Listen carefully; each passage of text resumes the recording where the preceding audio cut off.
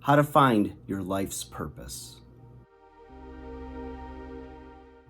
Hey guys, welcome back to 5nothing100nothing.com. I am Fugit, and that stands for the fittest underdog guru using intelligent tactics. Guys, this topic is near and dear to my heart because I feel very qualified to speak on it, and I really hope that this finds you well and that you get from it what you need to put together that puzzle of life, to figure out what it is your life's purpose, what's the meaning and reasons for you being here on this earth. So some thoughts on that, and I really think that it's one of those really deep questions that some people love to explore and are always like searching, looking for the meaning of life, self-awareness, their purpose.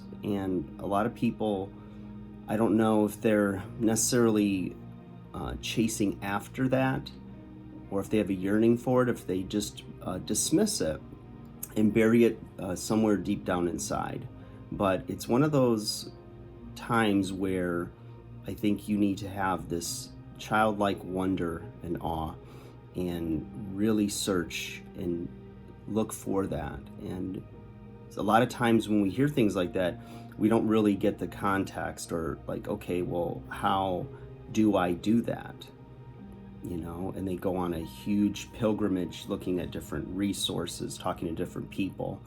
Maybe they're looking in religion or looking in social groups, looking in their careers. But I wanted to put this video together to give you some questions that you should ask yourself and consider when you're searching for your life's purpose, its meaning. Why are you here? And what are the things that you can do in these decades or century or less of your life that you're going to get here on earth, and how to make the most of it, and how not to die with regrets on your deathbed, thinking, I don't know what I did, what did I miss, and having all of those, like, I wish I'd done this, I wish I'd done that, and trying to eliminate as much of that, if not all of it, if that's possible, as possible. So the first thing, when you're soul searching and you're really looking for what it is you should be doing with your life, what are the things that dominate your thoughts, your downtime, when you don't have to tend to your responsibilities? What is it that you seek after? What is it that you think about? What is it you watch, read? What dominates your dreams? Those things that they say that if you could do anything for free for the rest of your life, what work would you do for free? And that's maybe a clue on the path to getting to where you need to find that life's purpose that you're looking for. So one of the things, there's a quote in the Bible that says, out of the abundance of the heart, the mouth speaks. I believe it's Psalms or Proverbs of the Old Testament. But when you are portraying yourself to the world, or whatever you're doing, they say we're all actors in life. And we have a choice of how we are trying to be perceived by others, by our actions, by our dress, by our conduct, by our circle, what we do, how we act, right? How we behave in situations. And one of the things that I find to be a really good clue is you need to ask yourself, what is the social feedback, societal feedback to my current existence? So what are others telling you that you should do, or they could see you doing, like your giftings? Are you a really good communicator and charismatic and persuasive? Well, that would lend itself maybe to being a leader, an influencer, a salesman, because you really sell yourself well. So that could be your gifting. That could be a purpose. If you already have this natural gifting in that direction, or strengths in that direction rather, then that could be something that it would be really good for you. Some people will give you advice, but it's based on either their idea of what maybe they wanted and they want to live through you, or they just think that it makes logical sense. Like when I was growing up, I could never see myself working for a company for 30 years, retiring, getting a pension, and just doing what they said for 30 years. And I remember growing up with guidance counselors, parents, and whatnot. They're like, you should just go and do, have a career in the armed forces, or go work for the big three, one of the automotive companies, since I'm in the Detroit area. And the way it was spun to me is go work for them for 30 years, let them take care of you. And I thought that to me was like failure. I couldn't see myself doing that. And their intention behind telling me to do that was a good intention. It was, how can I help him to take care of himself? But to me, it was settling, and I knew that that wasn't something that I could do, at least if I didn't have to do it. And if there were other options, I was going to explore them.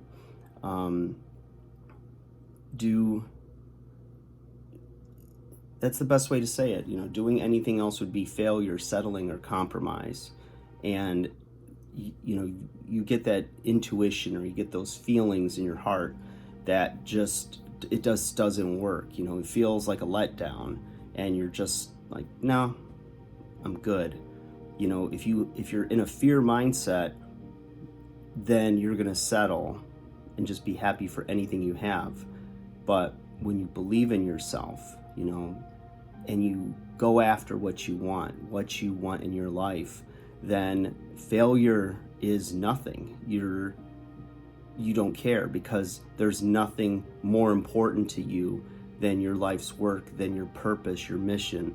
Is you go after it relentlessly, and you'd rather go down swinging than to throw in the towel and settle for less than what this thing is in you that needs to be birthed, that needs to be actualized. It's like when the two pains you suffer in life, the pain of discipline, the pain of regret, and you will suffer one of them. Which one will you choose? Well, when the pain of discipline is easier than living with the pain of regret, that not achieving this thing and not working in this direction or for this purpose is going to be it's like you don't care what it takes, what the sacrifice is. You hear the stories about the starving artist, or the band that lives out of their van as they continue to try to save money, resources for their band to get the big break. Anything they can do to live as minimalist as possible in order to allocate either the time or resources to go in the direction of the thing they want, they do it gladly. Like, they don't do it with resentment. They feel really good about their decision, and they're happiest. They have like consistent joy. Like, it doesn't mean it's easy. It doesn't mean that there's not hard days and struggles and maybe some doubts, but ultimately this is the path that they know they need to be on, and they have bet on themselves and put in all the chips in that direction, and they feel really good about it. So it's like there's little or no apprehension to the sacrifices that will be required in order to achieve the thing that you want. And that's huge. When you count the cost of going in a certain direction in your life, what is that going to mean? There's pros and cons to everything. But when your pros list is almost like oxygen, like you need it to continue to go on, and the cons, the things, the sacrifices that will need to be made, no matter what direction you go in, there's always a sacrifice. And when that means like nothing to you, you look at it and I'm in. Nope, I'm going this direction. Because there is sacrifice. There are things you give up. You might give up relationships. You might give up sleep.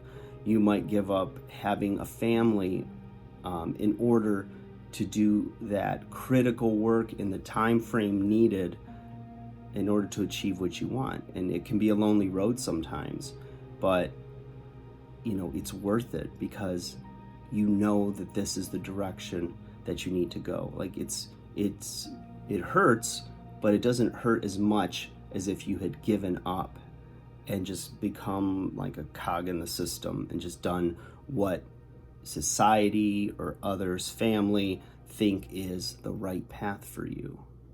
It's not easy. Like I said, it's lonely, but when you are living on your mission, on your purpose, you have a plan, and you feel with all your heart that this is why you were created. And you're doing that, it is so enriching. And it's like there's no other option. You have to go in this direction. You have to do this. You have to achieve the thing that you feel is your purpose.